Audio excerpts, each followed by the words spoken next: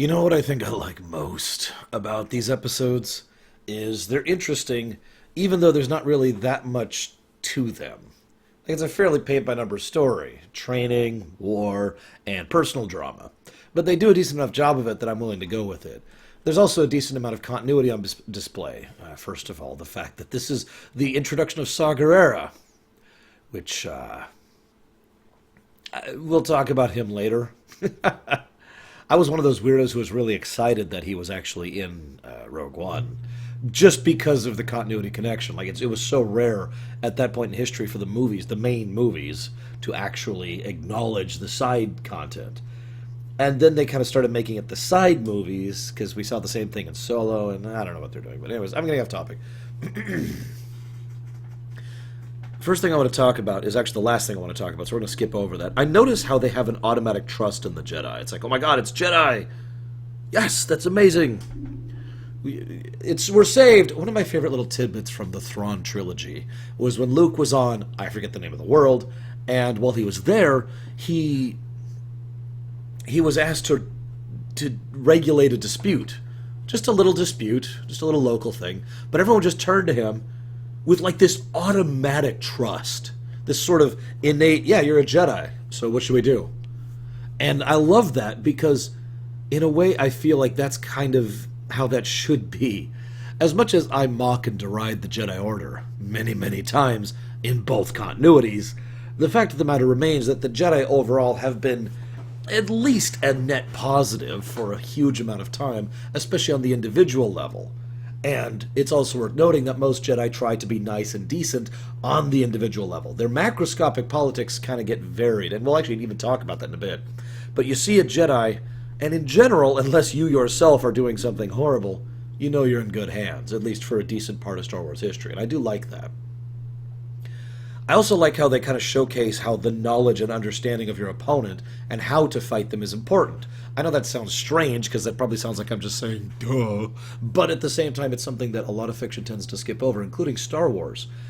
If I might pull into a parallel, too often Star Wars seems to just automatically assume, I've seen this amongst viewers too, amongst fans and whatnot, that Jedi equals better. Like a Jedi will always defeat someone who's a non-Jedi because they're a Jedi. But that, to me, that always just seemed like too simplistic of approach. If you know a Jedi, if you know how to fight them, you know their weaknesses, you know how they function, then you can do something about them. It's the vampire concept, really, is what it usually is in fiction. A vampire, if a vampire showed up, and no one in the world knew how to fight a vampire, that one vampire, even though it's relatively weak on the overall scale of fictional creatures, nevertheless would be able to do an enormous amount of damage and gather an enormous amount of power to him or herself. But if you know how to fight a vampire, I mean, right? Oh no, it's a vampire. Oh god, oh god, oh god. And we beat him because we knew how to fight him. There's this little bit here where Bonteri and Saw go fight. They decide to go do the training thing of taking out a tank. And they fail, of course, because Bonteri is a politician and Gerrera is a guerrilla fighter. Or is it Gerrera? I actually don't remember. They say it like once in the episode. I've been saying Gerrera for a long time. Anyways. And there's this great bit, you could have had us both killed. Yeah, of course he could have. That's why they're training, you dumbass. As an aside, though, and I actually asked this earlier, why is Lux training for frontline combat? I know what Steela says. She mentions that, well, you know, sometimes we might need a leader, you know, a politician, who is good at frontline combat. And, okay, sure. But at the same time, I have to admit, she has a point that she never actually makes. She mentions it once. The idea that maybe they should actually have people who are good at talking and thinking, and people who are good at fighting, that both would form a more accurate puzzle. Anyways. So I mentioned the drama thing. I almost find the drama hysterical in this episode.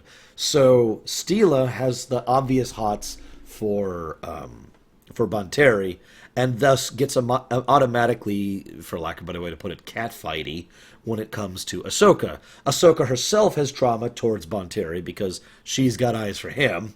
And of course, Bonteri and Gerrera both have, rivalry going on for them.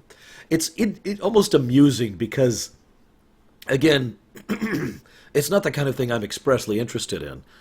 But it's still nice to see because, well, to be perfectly blunt, it adds humanity to the situation. it has flaws. It paints them as not particularly perfect or good or wonderful or awesome. It just paints them as people, which, I'm with it. It's still a simplistic approach, but, whatever. So they were so focused on their training, they didn't even notice the scouts, and they didn't even notice the droid army showing up. It actually always bothered me a little bit when I first saw this, because, remember, they noticed the Jedi showing up within minutes of them landing, because they had active patrols. But then they're all training, so... yeah. Now I want to talk about the big topic. God, we're already at 5 minutes. Please forgive me. The big topic is politics. Hear me out. The Jedi... So, actually, let's rewind a second. When the actual droid attack happens, Obi-Wan insists they can't actually fight this battle for them. All they can do is defend. Okay. Now, that's interesting, and... Well, as I said earlier, one of the things I always hated about the Jedi Order is the mentality of pacifism, because I actively disagree with the idea as a philosophical concept. I believe in doing things rather than letting things happen. I know that's kind of a Jedi thing, but it still pisses me off. I'm not going to hide from my own opinion on this one. So, Obi-Wan is basically positing the idea that under the worst possible circumstances, if everything went really badly, he and Anakin and Ahsoka and Rex would have just sat there defending their little spot while everyone else was gunned to death, gunned down. Now, obviously, it didn't turn out that way, but I find that funny because that really was what he was saying as an idea. Now, on the macroscopic level, that makes sense.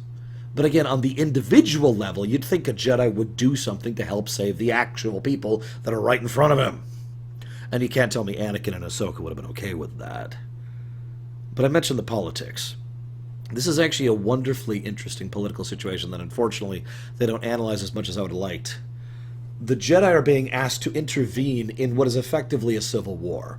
This single planet has decided to state that they are now politically, officially, formally supporting the CIS.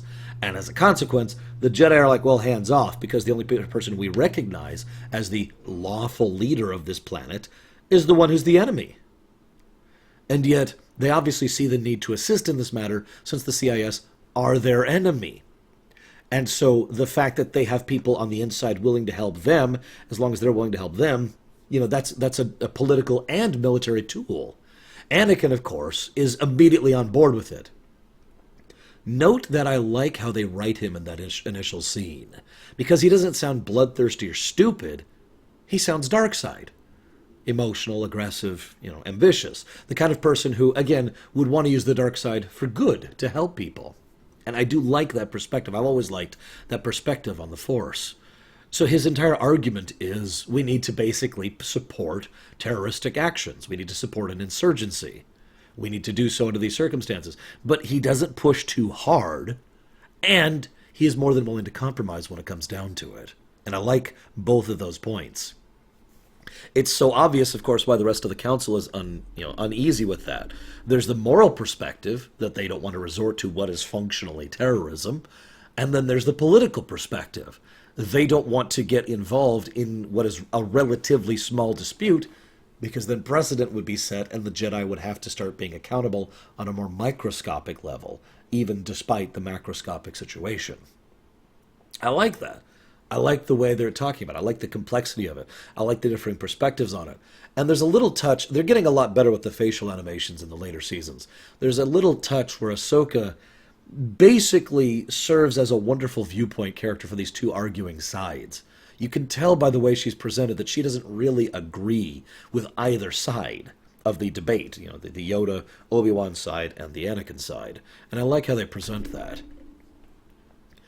Also, as a quick aside, I do like the approach they use to come up with a compromise.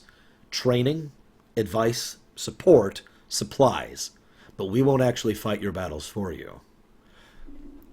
Right? I mean, that is actually a good compromise. It's a limited compromise, and it will not respond to dynamic or severe situations, but it's a good starting place. We'll see how this continues. Oh, God, I've been talking way too long. We'll see how this continues next time.